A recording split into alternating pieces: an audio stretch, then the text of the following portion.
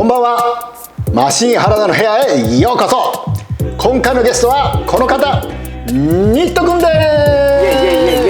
す。いよいよ始まるぜ、ドキドキしてんだろ、勝負は今この時。トゥルースクールの MC でおなじみ MC のニットです。よろしくお願いします。今日はコンパスをお借りして撮影しています。ありがとうございます。ありがとうございます。コンパスといえばね、毎月ニットくんがトゥルースクールの MC してる会場なんで。そうですね、いつもの会場って感じです。でも思い入れはね、すごい深いよね。そうですね、いろんなイベントさせてもらってるんでね、はい、また後ほどそれははい、パーテーションでバッチリ感染症対策もやってるんで、コンパスよろしくです。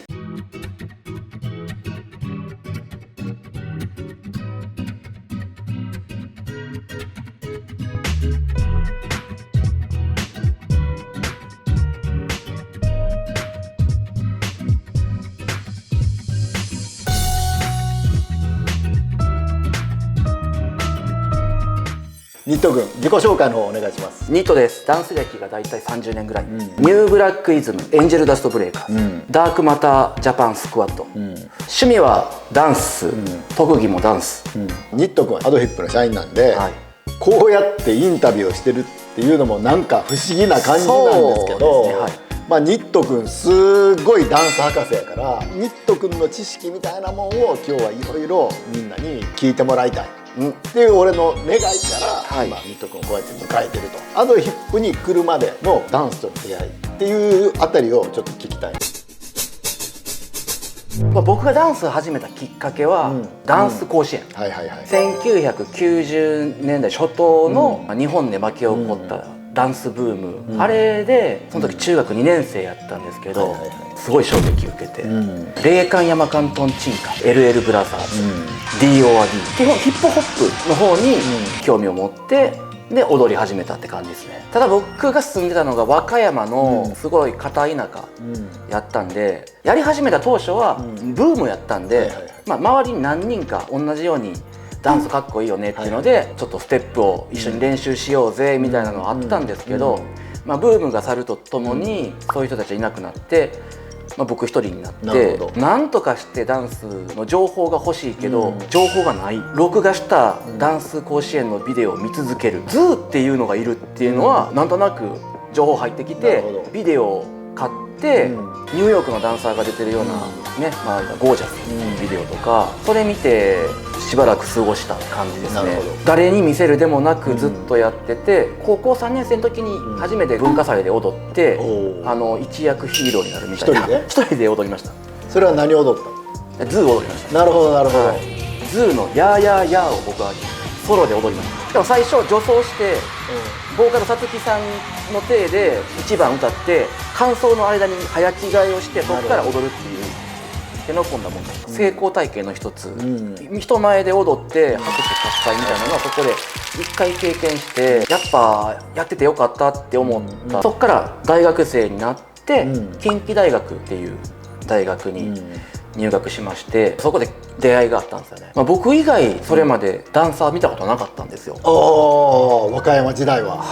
大学の構内うろちょろしてたら、いたんですよ。体育館みたいなところのガラス張りのところの前でヒップホップやってる人がいて、先輩で速攻声かけまして、僕もダンスやってたんです、一人でですけどみたいな感じで、一緒に練習しようっていうので、そこで一緒に練習して、その人たちと一緒にチーム組んで、それが一番最初に組んだチームでした。地元のダンスコンテストに挑戦したりとか、江南大学の文化祭に出に行ったりとか、なんかそんな感じでやってたんですけど、レッスンに通うっていう形になっていくんですけど、その前に忘れもしないというか、アメリカ村でダンスディライトマガジンに出会ったんですよ。もうほんまこれは運命の出会いというか、自分の中ですごい大事な重大な出来事やったんですけど、何これっていう、ジエッジっていう服屋さんやったと思うんですけど、そこで見つけて読んで、こんな世界があるのか、ダンスディライトの存在にそれまで気づいてなかったんですよ。こんなにいろんなチームの人おんねやとか、でそこにダンスレッスンのインフォメーションもあったんで。それ何年？1995年の4月号がマガジン出して1年後ぐらいやね。そうです、ね、まだマガジンもペラペラの時代、ペラペラの16ページのまだモノクロもある時代ね。もうほぼモノクロの時代ですね。そうやな。そこに載ってるインフォメーションから、僕ヒップホップやってたんで、ヒップホップのダンサーどなたかと思って調べてて、林田聡っていうのが出て、一緒に練習してる仲間とも一緒に行って通いながら、けど僕その派手な技も好きやったんですよ。なんかやりたいなとか思ってて、近代のまた別の先輩というか、空手家さんという、で空手家さんはマシン原田さんのアシスタントやってる。ブレイキンとか絶対できひんと思ってたんですよ。なるほどなるほど。大技はきっとできないなとも思ってたんで、ああいうジャンルとは絶対無縁、ステップとか小技でやっていくやろなっていうイメージがあったんで、ただなんか1個ぐらい片手でフリーズするみたいな感じのことをしたいと思って、こういうの教えてくださいっつって空手家さんから一つ二つ技を教えてもらってるうちにちょっと面白くなってきて、ある程度できるようになって保険作った状態でマシーンさんのレッスンに行き始める。なるほどな。めちゃくちゃ楽しかったですね。めっちゃもう今思ってもほんまに楽しい時期やったな。初めて原田さんのレッスン行った時に、めっちゃうまいやんって言われたんですよ。トップロック踏んで4回目ぐらい行った時点で「お前めっちゃ才能ある」って言われたんですよ。空手家を抜かすぐらいの才能あるかみたいな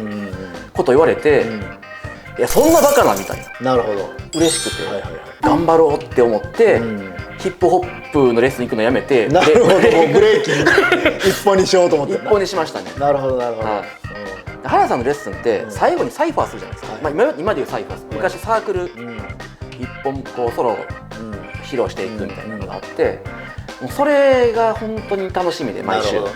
そうこうしてるうちに原田さんの方からなんかチーム組めみたいな感じで、同じレッスン生でチームない子たちを集めてイベントに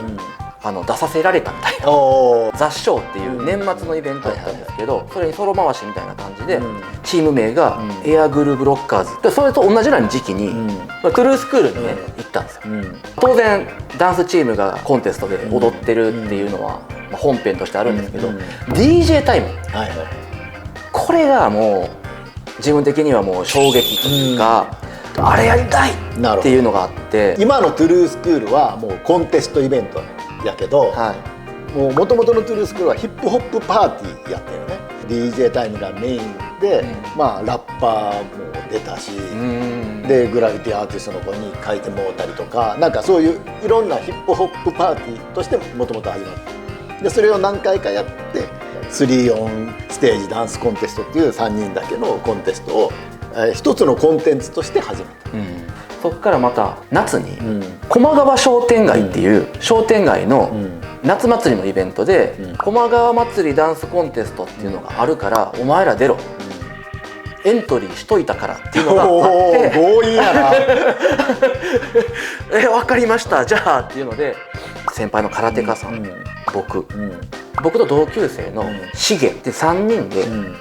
エアグルーヴっていうチーム名で出たんですよ。その時はまだクルーじゃなかった。エアグルーヴやった。エアグルーヴでした。なんでエアグルーヴなの？エアグルーヴは馬の名前です。響きがなんせかっこいい。競馬好きやった？全然好きじゃない。好きじゃなかった。興味なかったんですけど、エアグルーヴっていう名前だけやけにかっこいいんで、ブレイキンでグルーヴも感じてみたいな、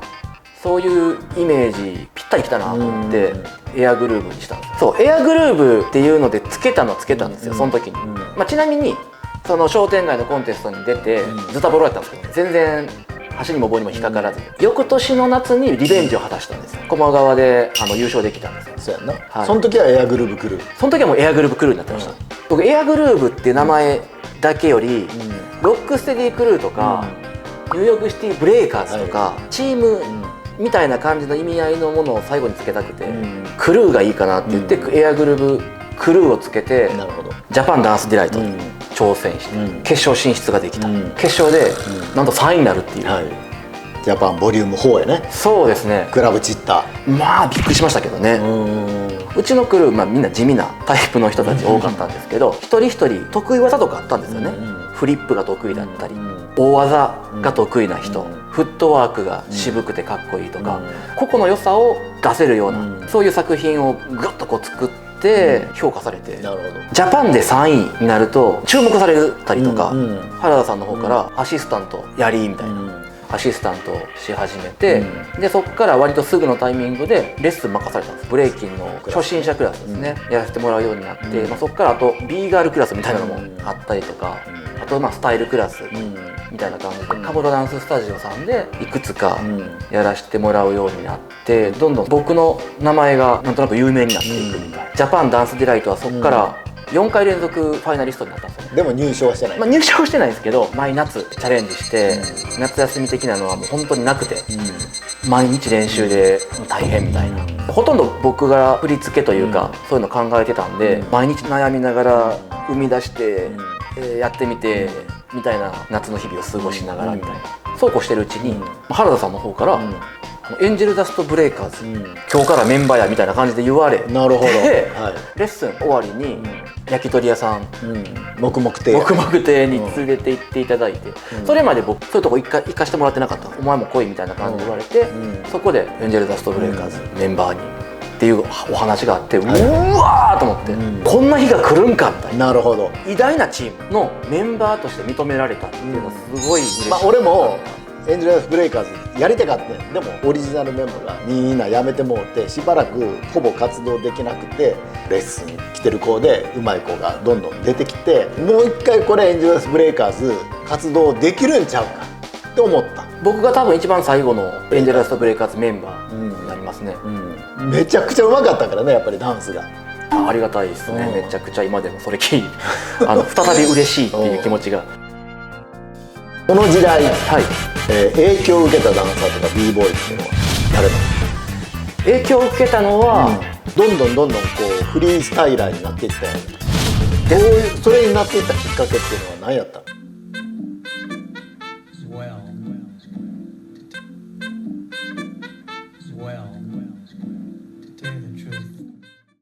高評価、チャンネル登録よろしくお願いします。